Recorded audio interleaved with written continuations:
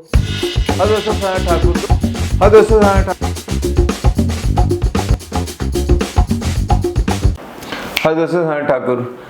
दोस्तों, आज का टॉपिक है हाउ टू फाइंड कस्टमर। कई वीडियो बन गए हैं, फिर भी लोग पूछते रहते हैं, तो अगर आप पूछने से नहीं थकते तो मैं बताने से कैसे थक सकता हूँ। कस्टमर कैसे ढूंढें? कस्टमर ढूंढने का कुछ तरीका है जो पेड है, कुछ है कि अपना जो कोल्ड कॉलिंग या दोस्ती बना के करना है, रेफरेंस से करना है, यही कुछ तरीके हैं। जो पेड है वो तो ठीक है, आपको डिजिटल मार्केटिंग, आपने फेसबुक कैंपेन कर लिया, आपने गूगल एडवर्ड या माइक्रोसाइट बना दी है प्रोजेक्ट की, वहाँ से आप लीड जनरेट कर रहे हो।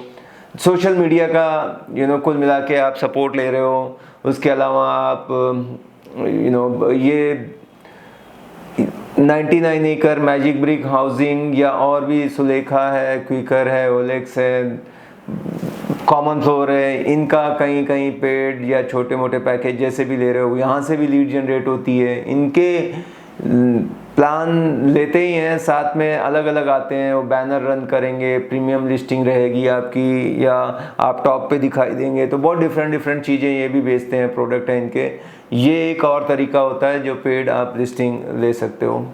और एक तरीका होता है कि एक VDNB डेटा होता है। VDNB मतलब विजिट डन नॉट बुक्ड।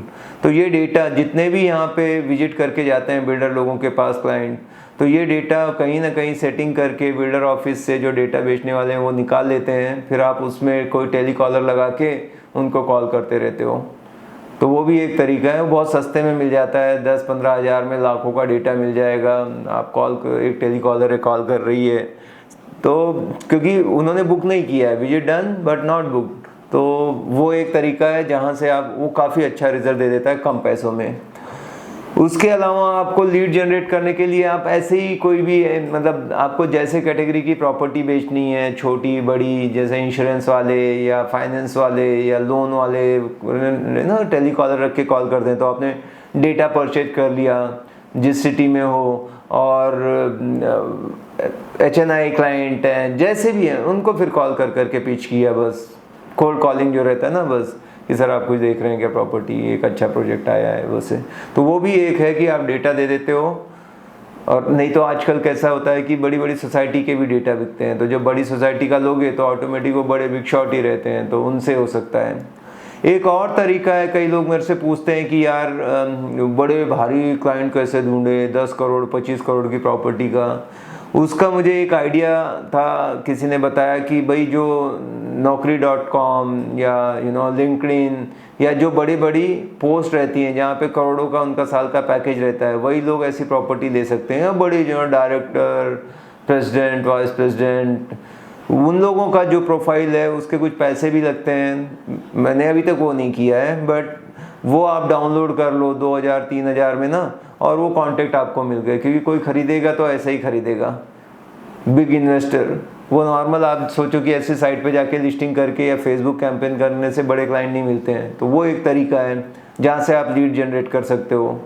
और आजकल नया नया माहौल करने के लिए स्टॉल लगाते हैं, कोई एग्जीबिशन टाइप का लगा देते हैं प्रॉपर्टी का, या आप किसी सोसाइटी में जाके कोई प्रोग्राम रख सकते हो, उनके लिए कुछ ऑफर वगैरह बता दिया कि यहाँ अगर है ना बल्क में ऐसे 10-20 एकदम से बुकिंग करेंगे तो हम आपको कट टू कट रेट में दे देंगे, या उसके बारे में ना बताएं। लोग बहुत सारी कंपनी आप देखते हो दुबई में जाके एग्जीबिशन कर रहे हैं, गए हुए हैं, सिंगापुर में कर रहे हैं, क्योंकि यहाँ के बहुत सारे इन्वेस्टर होते हैं जो इंडिया में इन्वेस्ट करना चाहते हैं।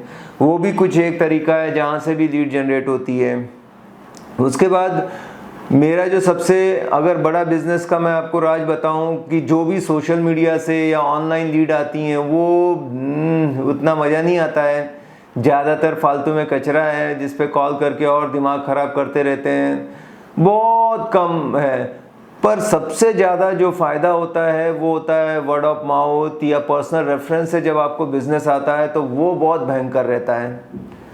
तो जो भी क्लाइंट मेरे पास आया एक बार, मैं ज़रूर उससे रेफरेंस मांगता हूँ। ये आदत डाल दो कि आपने एक को किसी को रेंट पे दिया, अब रेंट पे दिया उसके बाद वो रहने लगा, तो जब मेरा ब्रोकरेज वगैरह आ जाए तब भी मैं उसको एक फ़ोन करता हूँ 3-4 दिन बाद और पूछता हूँ सर हमारी सर्विस कैसी लगी। अगर अच्छी लगी तो आप हमको अपना रिव्यू दे दो, अपना फीडबैक दे दो, अगर कुछ है तो मैं इम्प्रूव करना चाहता हूँ।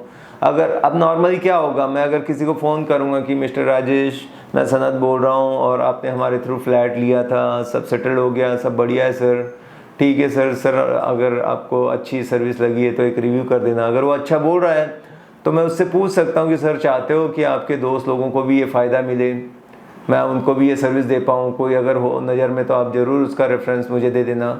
हो सके तो मैं रेफरल का उसको थोड़ा सा पैसा भी पास कर देता हूँ, एक बोल देना कि जो भी हमारी एक रेफरल का पॉलिसी है जहाँ पे हम आपको कॉम्प्लीमेंट्री कुछ दे देंगे। नॉर्मली ना भी बोले तब भी उनके नॉलेज में ज़रूर डालो, मांगो तो कई बार होगा आपको, देखो कि रेफरेंस मिल जाएगा।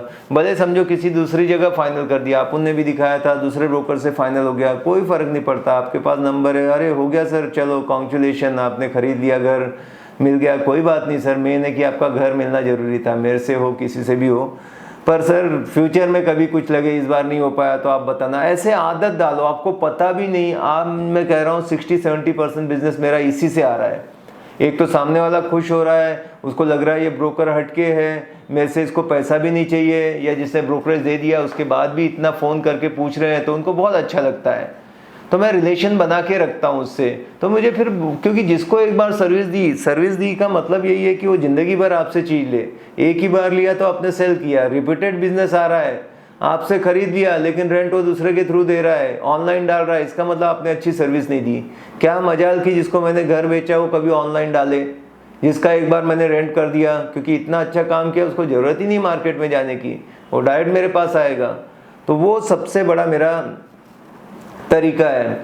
फिर भी आप और भी फंडे जैसे अपना सकते हो कि लीड कहाँ से आए, तो जैसे जो कंपनी है, समझो आईटी है आपके आसपास, वही लोग बहुत आते हैं, तो वहाँ जाना है, उनके एचआर को मिल के आना है, अपना विजिटिंग कार्ड दो वहाँ पे, और उनको बोलो कि अगर आपके जो भी आते हैं, क्योंकि फ्रिक्वेंटली वहाँ पे बड़ी बड़ी कंपनियों में लोग आते जाते रहते हैं, तो कहना कि कुछ भी सर्विस लगती है, हमारा ऑफिस नज़दीक है इस एरिया में, क्योंकि कंपनी के आसपास ही आप काम कर रहे हो, तो हमें देना, हम उसको थोड़ा सा डिस्काउंटेड रेट में आपके कंपनी वाले को कर देंगे, कोई एक छोटा सा कॉम्प्लीमेंट्री की रजिस्ट्रेशन फ़ी आपको हम वे ऑफ कर देंगे, होता है 2-5 हज़ार। पर वो बंदा बोलेगा ना, उनको तो लगता ही रहता है, तो हर एक आदमी आता है ढूंढता है कौन रिलायबल है नहीं है।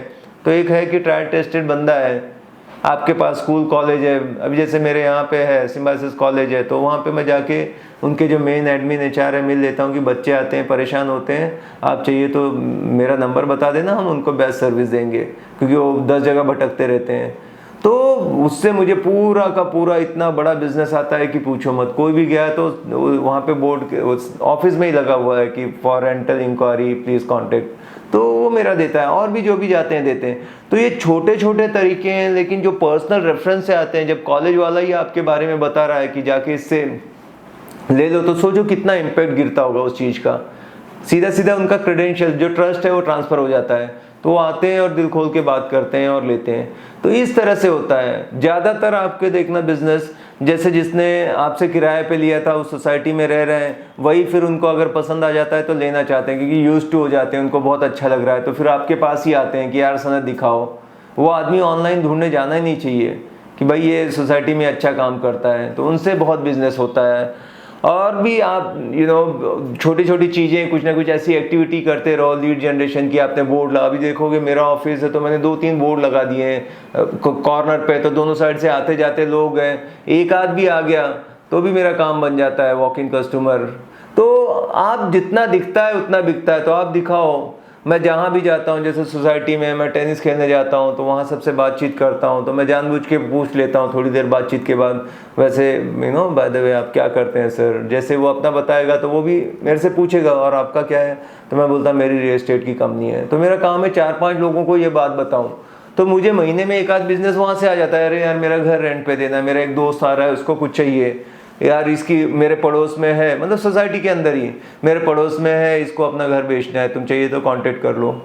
सोचो अगर आपको ऐसे क्लोज, क्योंकि रेफरल का एकदम सॉलिड बिजनेस रहता है, उसमें 80% रिजल्ट आते हैं, और जो ऑनलाइन आते हैं उसमें 20% रिजल्ट आते हैं।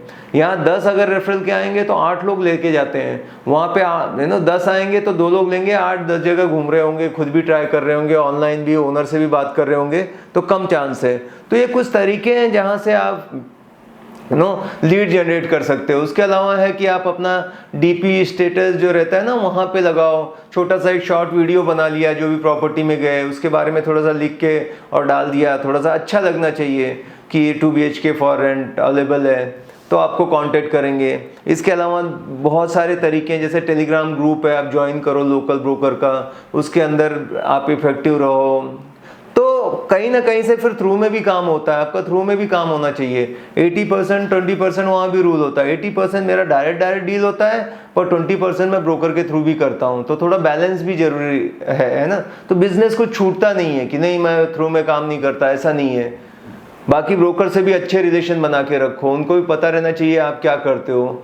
और आपका कोई स्पेशलाइजेशन हो तो बहुत अच्छा, जैसे निशे रहता है ना कि भाई मैं रेंटल में बहुत अच्छा करता हूँ, मैं कमर्शियल में बहुत अच्छा करता हूँ, ये प्लॉट में बहुत अच्छा करता है, ये स्टूडेंट रिकमेंडेशन में करता है, ये शेयरिंग का करता है, ये प्रीमियम प्रॉपर्टी में करता है, ये सोसाइटी में इसका बड़ा होल्ड है। ऐसा कुछ रहा तो लोग कहीं से भी घूम के आपके पास आते हैं। आप सोसाइटीज़ हैं जो भी उनकी एक्टिविटी कल्चर होती है, गणेश उत्सव आ गया, दुर्गा पूजा आ गई, कुछ हो गया, तो मैं कभी कभी स्पॉन्सर कर देता हूँ। मुझे अगर बहुत अच्छा बिजनेस मिल रहा है तो 20-25 हज़ार दे दिया, लेकिन वो लोग बैनर वगैरह लगाने का दे देते हैं, तो अपना एडवर्टाइज हो जाता है। तुरंत आपको नहीं दिखेगा, लेकिन कहीं ना कहीं से आता है। तो आपको जैसे ऑनलाइन या कहीं पे प्रिंट मीडिया या जहाँ भी थोड़ा थोड़ा सब जगह इन्वेस्ट करना चाहिए। आपके बिजनेस का 20% वापस मार्केटिंग में डालोगे, तभी आपको लीड का फ्लो एक आता रहेगा। क्योंकि लीड जो है हमारे बिजनेस के लिए ऑक्सीजन है, लीड नहीं आएगा तो सब बेकार है। वो होना चाहिए आपके पास। इतना सेटअप है, 100 एम्प्लॉई है, 5 करोड़ का ऑफिस खरीदा है, पर अगर आपके पास लीड नहीं है तो ये 100 लोग क्या मक्खी मारेंगे। तो सबसे इंपॉर्टेंट है कि आप इतनी लीड तो जनरेट कर पाओ कि जितने लोग हैं वो बिजी रहे। दोस्तों, ये जितने भी तरीके आज तक थे लीड जनरेशन के, मैंने आपको थोड़े में बता दिए। आप अपने एरिया के हिसाब से अपना निर्णय ले सकते हो। ये वीडियो अगर अच्छा लगा तो कमेंट करो, लाइक करो, बड़ी दिल से सारी एक एक बात मैं बता देता हूँ। तो बहुत सब्सक्राइब तो करके रखना। अगर आप रियल एस्टेट में हो तो ये ज़रूरी है कि सब्सक्राइब रहो। और ये कभी मत भूलो कि काम तो करना है, लेकिन खाओ पियो मौज करो। मिलते हैं अगले वीडियो में। Bye bye, take care.